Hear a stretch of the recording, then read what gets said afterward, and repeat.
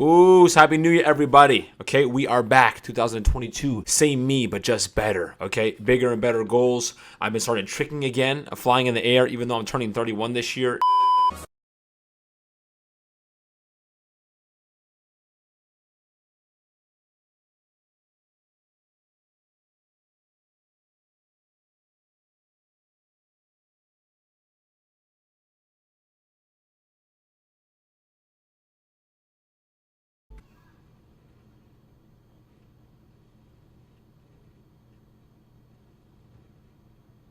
Anytime I get older, I want my goals to seem like younger and younger for younger people, and that'll keep me focused in training. I started training boxing again. Okay, I feel fast and strong. I almost hit 200 pounds. I've been putting on some weight in terms of muscle, so it's good kind of weight. So I'm excited about that. All this influencer boxing going on. Temper's supposed to be fighting.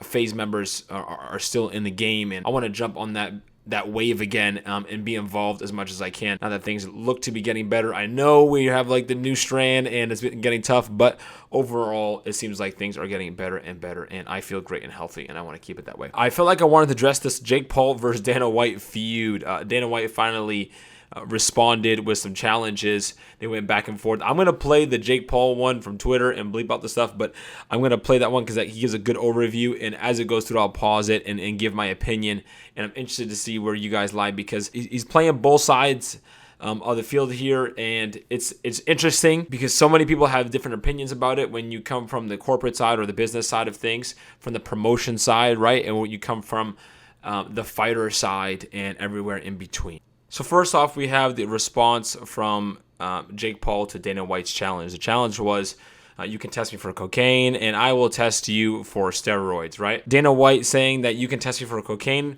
for the next 10 years randomly if I get to test you randomly for steroids in the next 2 years. Now, the controversial challenge is coming from Jake, where he talks about fighter pay and things like that. So number one, increase minimum fighter pay to $50K. It's $12K now. Okay, right? It's one. Guarantee UFC fighters 50% of UFC annual revenues. Right now, $1 billion in 2021. Okay. Provide long-term health care to all fighters. Dana White has said that brain damage is a part of the gig. And Jake saying, imagine the NFL said that. You never responded to the challenge. Dana, I accepted every part of your challenge. I said I would fight Masvidal in MMA. Steroid test me whenever the you want. It is 2 weeks after my fight, and I am a fat. I don't do steroids, and I take it as a compliment because there's no other excuse to me knocking out all of your champions than this kid does steroids. Now, that was an amazing knockout, yes, and the physical physique of your body doesn't mean that you do steroids, right? If you're big and jacked, there are other performance-enhancing drugs. That's what PEDs stand for. When you talk about steroids, you obviously think bodybuilding. Bodybuilding is notorious for using it, but they use it right, for bodybuilding to build your body. But in terms of a boxer where it's endurance focus, or you see baseball players have done it, basketball players, they don't necessarily become bodybuilding type bodies, right? So that's not necessarily the end goal of all PEDs. So just because he seems like he's fat after it does not mean he's not using PEDs. However, if he is not using it and he's clean, then it is a huge compliment, right? This is another W in the bag for Jake. Look at me. Look at that. A fat. If you steroid test me, then I want to steroid test every one of your fighters. Ooh. Now, this is interesting because the cocaine test, the challenge is kind of silly all in all, but he doesn't say, sure, let's do it. I'll cocaine test you. He says, I'm going to test all your fighters. Now, the UFC fighters have to go through VADA. We know that they get caught, so that's not really a big statement. We know that fighters do get caught. That's why they have the VADA testing that they go through. We know that PEDs are used in the fight game. That's why he's accusing Jake of it. You want to do it though, will you? I use cocaine. I'm in St. Bart's, one of the nicest beaches in the world. You're ruining my vacation. We were on a yacht party last night, Meek Mill, Drake, everybody, Mike Tyson going crazy. You have been caught with cocaine and hookers every other week. Now he's talking about his personal life. Obviously, this is from other fighters or managers or people that work with Dana who are referencing his personal life and all the bad things that go on, as you know, in Hollywood. I wouldn't be surprised celebrities, influencers alike, the things that they've done, including Jake Paul. I don't know what he's done personally, but when you're in those circles, I'm assuming a lot of stuff like that goes down. Use cocaine. And you think that, like, with all the money that you have, like billionaire or something, you would get some f***ing Botox because your forehead looks like a GPS Google map, like all the lines in it and shit.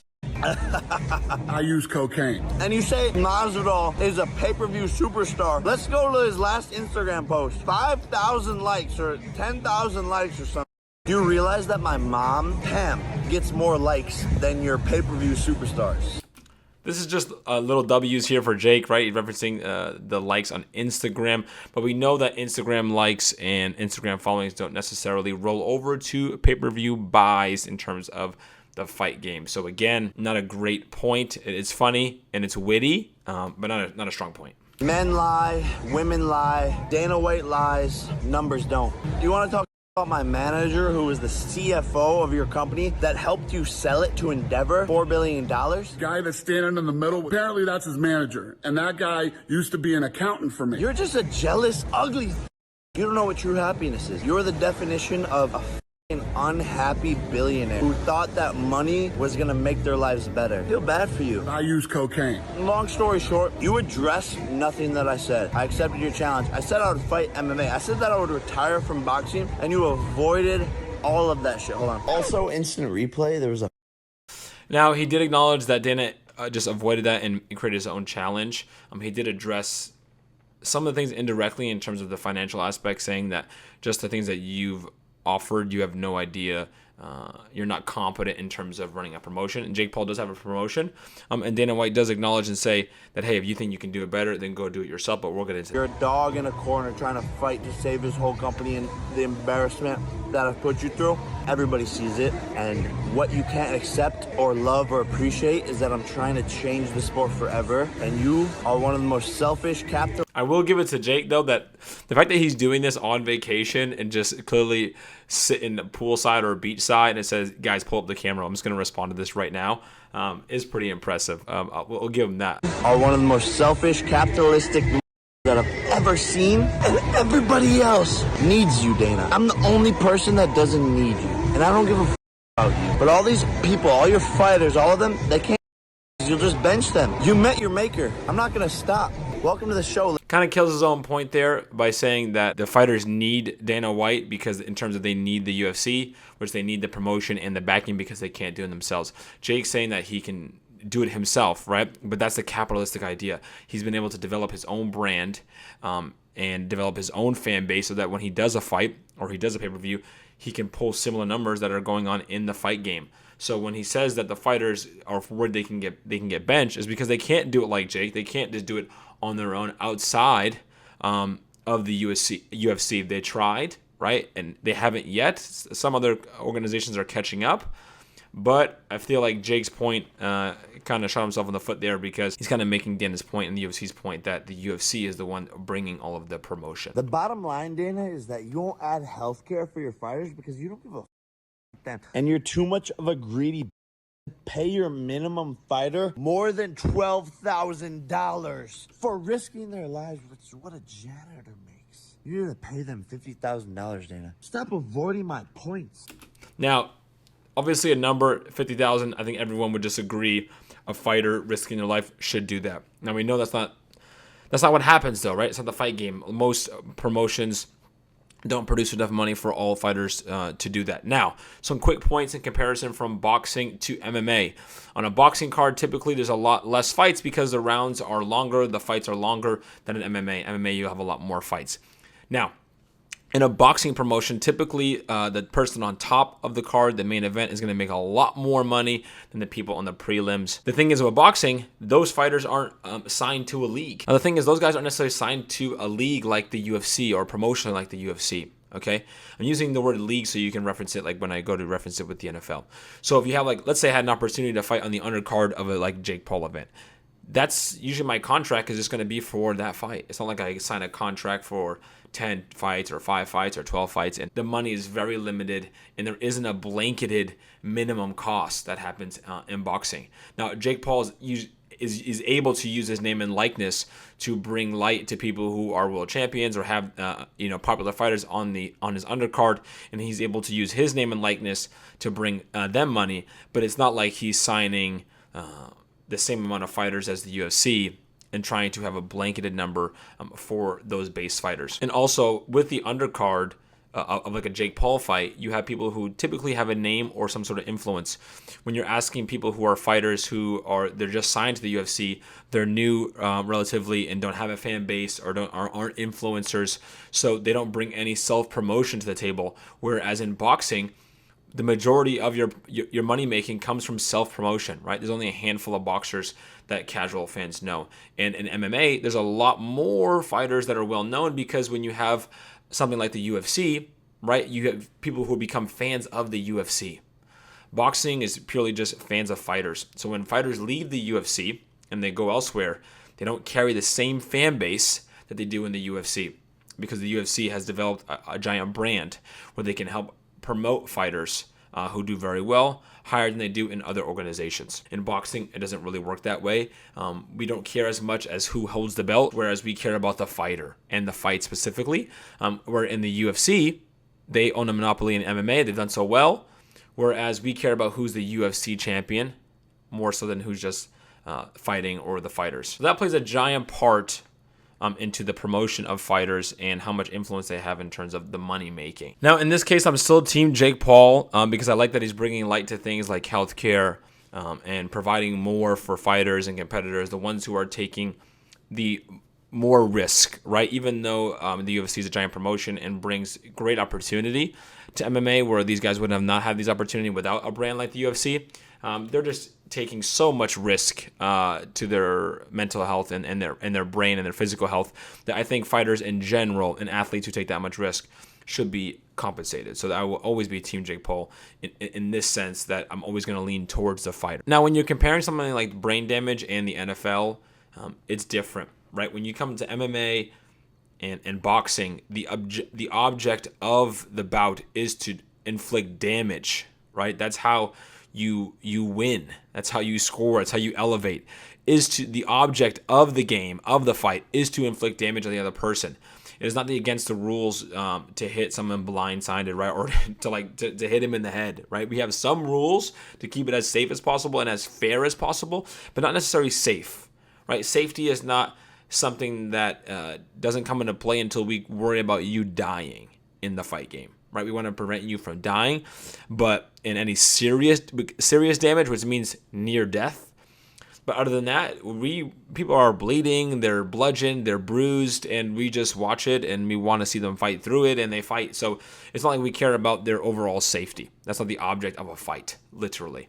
Whereas in the NFL, the protective gear, you're meant to tackle, and there are things that you want to not use your helmet. The helmet is made for protection, right? And boxing, the gloves are used to protect your hand, not protect your partner's head. If we cared about the fighter's safety, we put on headgear, right? So we wouldn't allow knockouts, and we would just do points. And this is what other combat sports have turned into, where they turn into just a point system, not excessive contact, because they care about the safety of the fighter. But we know that doesn't sell. So here we go. Now we're made a full circle back to what makes the most money, right? So we care about the fighter and the safety, but we have to focus on the product and the brand and how much money that brings.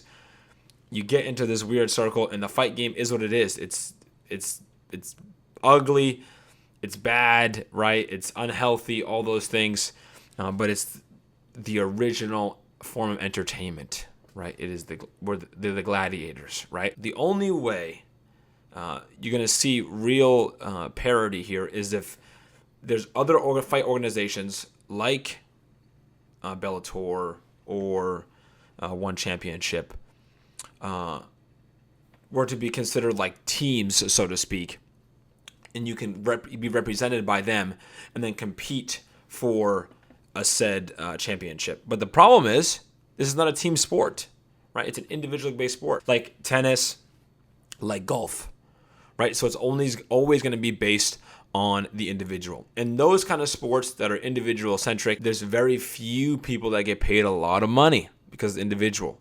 It's not like a giant team where you have a city behind a group of people like the Patriots or like any type of sports team. They have a city behind it. There's ownership behind that, promoting the team, so to speak, and then you have players that are signed within that, but they're focused on the team. Fighting is just about the fighter, right? And you're within that one promotion trying to achieve one goal. So there's not a lot of room for negotiation. The negotiation is, okay, well, Bellator's offering me this much, so I can go here instead. And the UFC knows that in terms of credibility for championship, if you want to be the best, you go to the UFC. So as MMA fighters, you want to go there because it feels like it's the top league, right? You made it to the big leagues, so to speak. But your competition is Bellator and one championship. If you can make better money there, and we've seen UFC fighters who feel like they can do that. Maybe they're champions and they aren't in the top 5 anymore or something like that, and they move on and they're still able to make top dollar and big money somewhere else. So that does happen, but it only happens on the top. And when it comes to sports, right, any type of sport that's big and national or international, there's going to be a lot of money, but the majority of the money is made at the top, right? And then it trickles down from there. Man, can the UFC do better? Of course.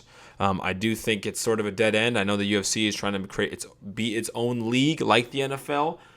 I just think it's difficult because you run into issues like this where you become the monopoly. It becomes difficult for the fighters to negotiate because there's nowhere else for them to go. And that's why Dana can always pull the card of, if you want to go somewhere else, go somewhere else. If you feel like you can make more money somewhere else, go somewhere else. Right? If you want to compete with us, go ahead, start your own promotion. But I hope that gave you some insight. As someone who's been on the fighter side of it and on the promotion side of it, seen some behind the scenes stuff. But what do you guys think? Put in the comments below. I'm a Team Jake Paul here. Give the fighters more money. Any way that you can, do it. The people that are taking all the health risk, yes. Dana is taking a business risk, and there's a lot of business and promotional risk involved and financial risk involved, but not nearly the same kind of physical risk. The brain damage, the risk is absolutely insane. So the gladiators should get all the glory and all the gold always. All right, leave a like and subscribe. Oos.